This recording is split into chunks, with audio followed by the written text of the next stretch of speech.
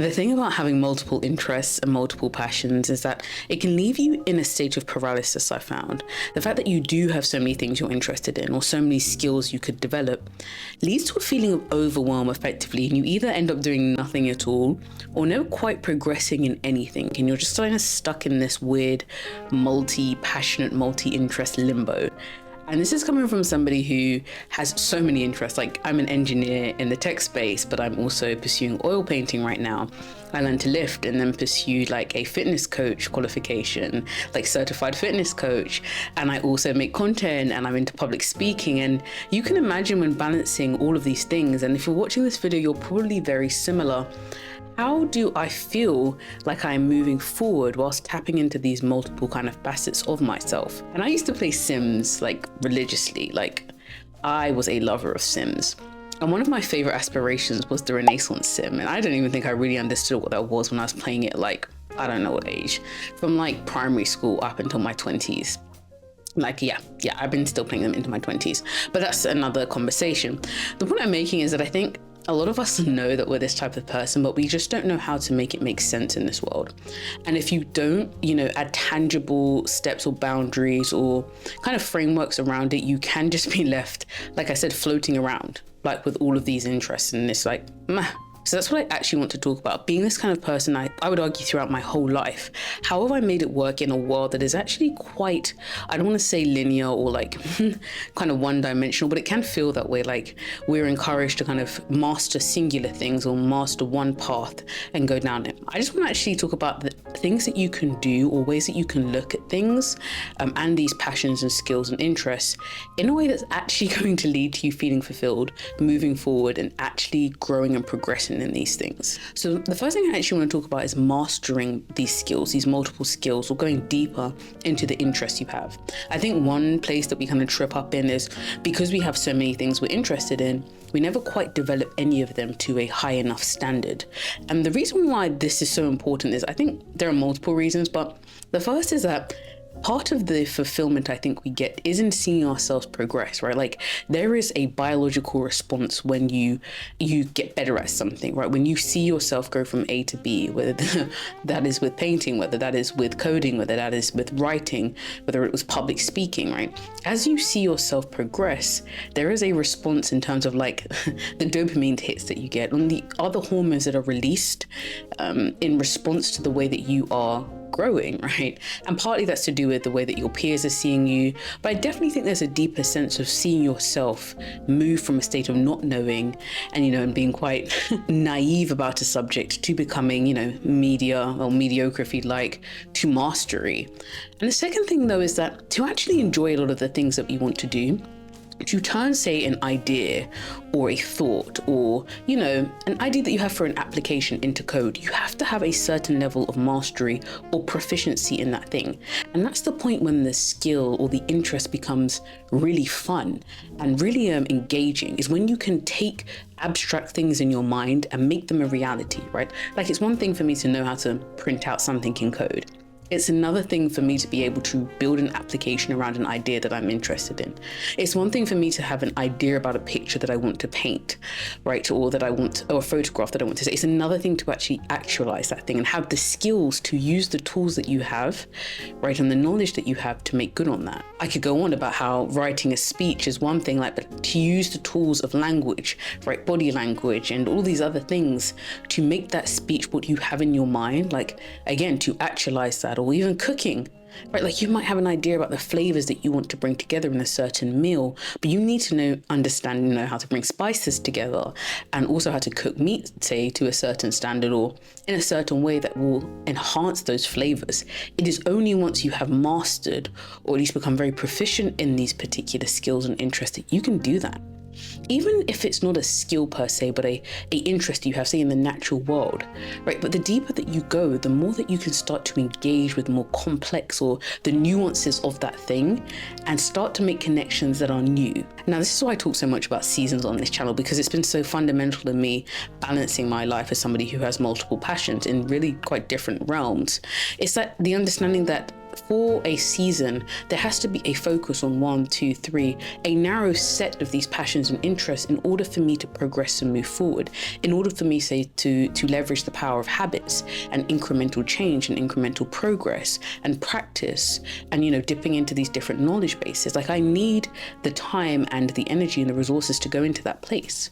So I'd say if you're feeling like that, I have all of these interests and passions, but I'm not getting anywhere with them, take some of them, take maybe 1 or 2 and focus in on that one for a little bit. I just came back from Florence where I was staying, I was doing an art course for a week in oil painting, right? So I know that there are people, for example, in the coding world and who are in my tech and engineering world who are like, all I really hear them ever speak about is tech and coding. And that is kind of where their focus is throughout. But I know that if I want to master certain things, I have to dip in and out of seasons, that sometimes that'll be my focus and other times it will be painting and other times, it will be my public speaking and sometimes they'll overlap, but that's okay. Which actually leads me on to my second point, which is if you're going to be the type of person who pursues a Renaissance path, right, with this idea about multiple interests and passions, you have to understand that your growth may be slower than those around you. And this is just really operating on a logical level. If I am spreading my resources, my mental capacity, like my money that I may be invested in courses or in resources like, supplies, if I'm spreading mine across, say, 3 things at any one time, or 2 things versus somebody else who's gone all in on one thing, like I said, the example of people who are in the tech space and, they clock off and they're still coding, they're going to get to from point A to point B faster than me in their particular path, right? That is just something that you have to accept. And you have to be very careful when you're a person on this path by measuring yourself against those yardsticks, because you will almost always fall short. However, I want to argue that this mindset here, or this seemingly downfall or pitfall of being a person with multiple passions and pursuits, is actually in the long term a strength, right? Because not only are you mastering multiple skills and, diving deeper into multiple interests and therefore having a wealth of things to build on and draw on when times, when something comes up or when you want to engage in a new thing, but you actually learn about the self more. You understand more about how you learn and how you can acquire skills and how you can dive deeper into interests. And I think this is one of the most powerful things a human being can have. And I think it's the reason why when people say like, you pick up new things very easily, we can argue that there's some biological factors maybe to do with memory, short-term memory and things like that. But a lot of it is to do, almost all of it is to do with understanding how your own brain works. And I think the person who is dipping into multiple facets of the world, like is diving into their interest in the arts, into the sciences and engineering, right, into writing, whatever it is, into content creation, into coding, whatever that is, they are understanding with each new skill that they develop how their brain works, to the point where I think that I can pretty much learn anything, and even in a relatively short space of time. I'm not saying to master that thing is very quick, but to pick it up becomes extraordinarily fast when you understand yourself. Moving on a little bit from that, and comparing yourself to people who may not be on the same path, is actually understanding the synergy between the multiple things that you are pursuing. Sometimes it's very obvious, right? Like, for example, I know that the fact that I like reading and that I read so much and have read so much over the years has influenced my ability to speak publicly. Like, my public speaking skills, not me tripping up as I talk about public speaking, have been vastly improved with my other passion, my other interest, which is reading, right? And so in that way, there is a high level of synergy, but it goes further because sometimes the synergy isn't always clear until you dive deeper. For example, you may argue that there's no real difference, or there's no real similarities between oil painting and, coding. But what if I spoke to you about the importance of fine details and composition? I was at that school I was talking about in Florence, Italy, and we were having a class or a discussion about the Fibonacci sequence and composition, and actually the mathematical details involved in some of these Renaissance paintings, right? Like they weren't just thrown together. There was an actual real almost science to the art, and how those things can overlap into the way that you code or the way that you produce things, and almost the composition, say, of your code and how that flows. And sometimes these things can get quite ambiguous in the way that you kind of entangle them or make these connections.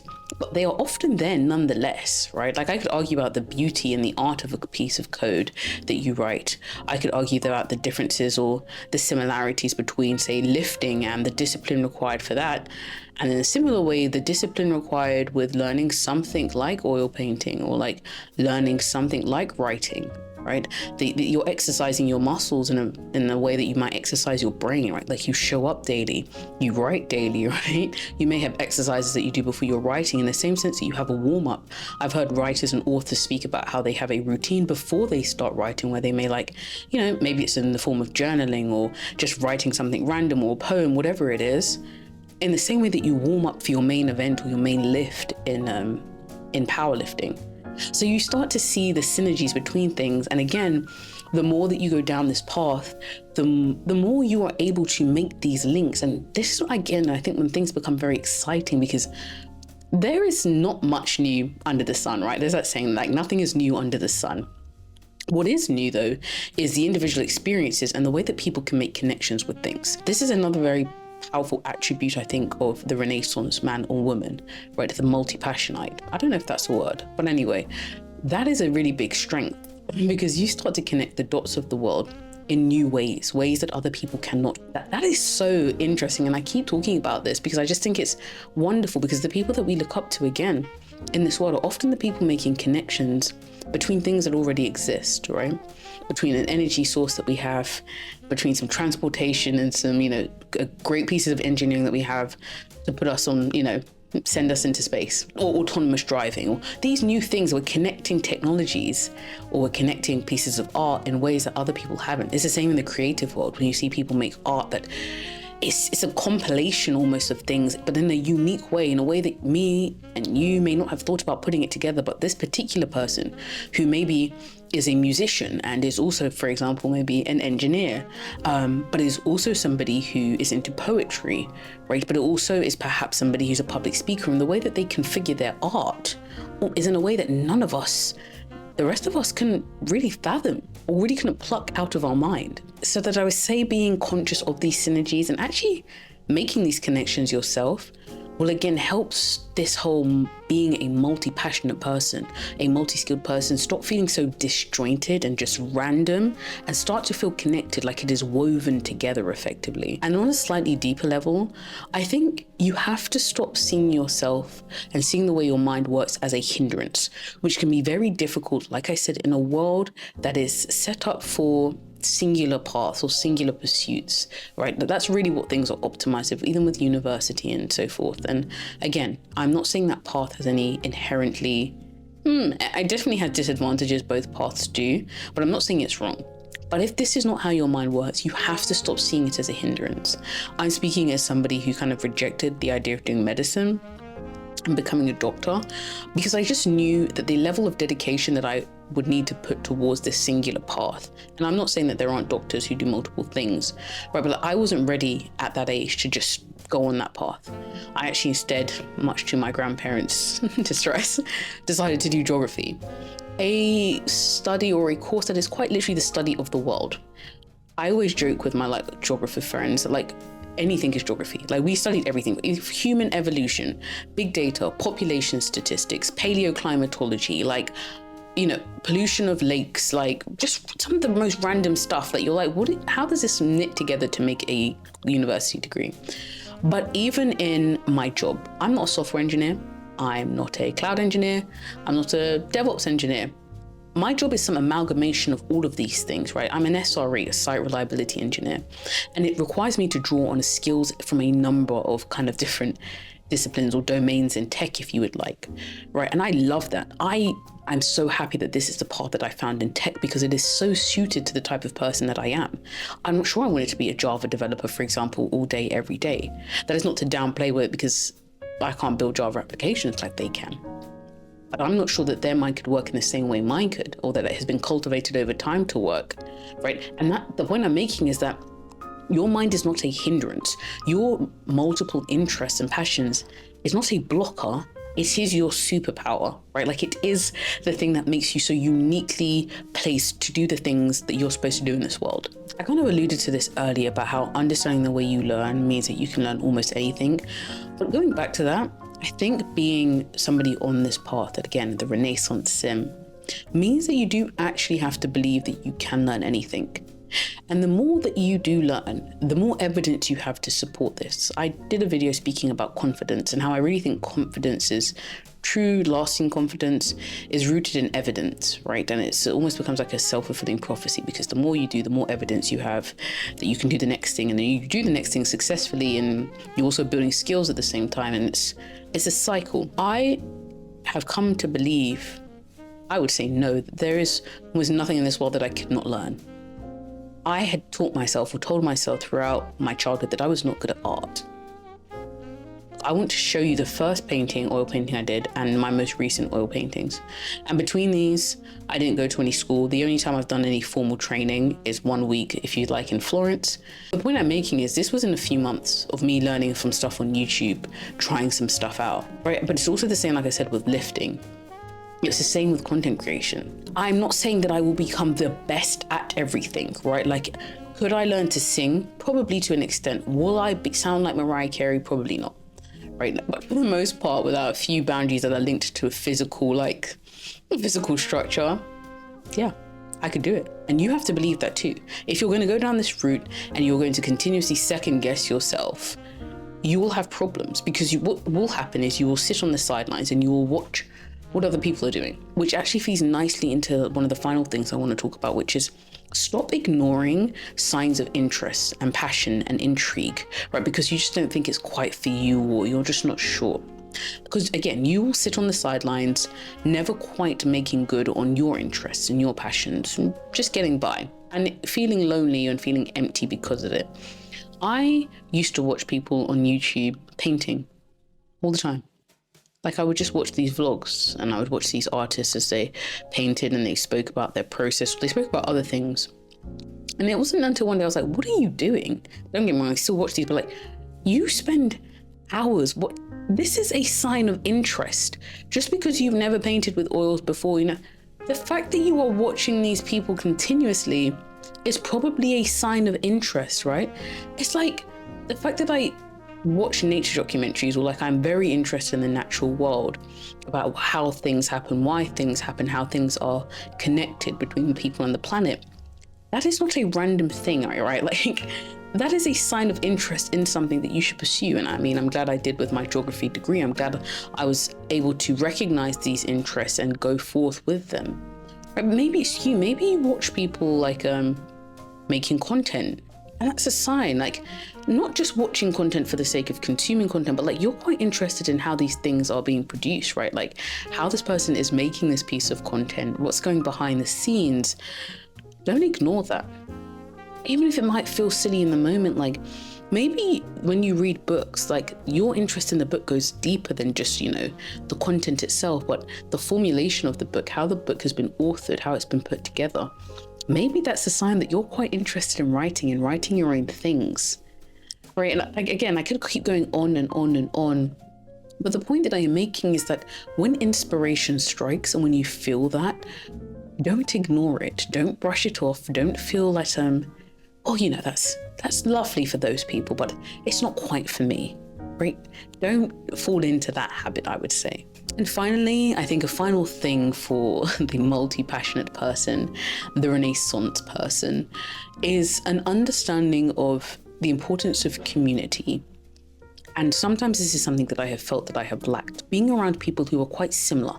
They don't necessarily have to have the similar interests to me, but even the similarity of wanting to pursue multiple things, right, can sometimes be hard to find. And sometimes I feel like, I have maybe felt like to the outside world, I'm doing too much. I know I'm not, most of the time anyway. But like, they must be, she's doing something else now. Like, what's she doing now? Oh gosh, she's off now. I went surfing the other day just to try it, like when I was in Costa Rica. Oh, she's off surfing now. Then she's painting. Like, to the outside world, maybe I do seem like I'm doing a lot. But when you find people who are much more alike or aligned with the way you are, it starts to not soothe your soul, but we are human beings. We crave community. We crave feelings of reciprocation, of an understanding of how I am and how you are. And so community can be so powerful, but also in the sense of giving. I realized that when you don't share your work, it can feel very isolating, and I think there is a ceiling on how far you can go and like the depths of what you can connect to. Right? When those skills that you are mastering or the interest that you have and the knowledge that you're building up, you don't share, you cap yourself. Not only do you cap others around you because they cannot learn from you, they cannot grow with you, but you yourself are not tapping into another level of what it means to be a Renaissance individual. I spoke about it in my other video, but the Renaissance was also a period of sharing, right? And I won't dive too deep into that. If you really want to know more about like the Renaissance era, then I would suggest that, going through that video too, and examples of modern day Renaissance women. But which is why my YouTube channel, my content creation, my platforms are so important. They're actually part of the cycle. You don't have to use social media to get to it. Some people share in galleries, so their art, or they do publications, or they work in community centers, or they do public speaking at certain events. Like, it doesn't always have to be through the vehicle of social media, but community and sharing is fundamental to not feeling, again, isolated. If we're talking about enjoying the person that we are as a multi-passionate, multi-interested person, then that is vital. That's kind of all I really wanted to talk about. I haven't really made a video for a while, and I think I've been overthinking it quite a lot, but it feels good to make this video. This video felt very natural, and I'm glad to be back. Hopefully I will be making some more content, and stop overthinking things. Yeah. I'll see you in the next video.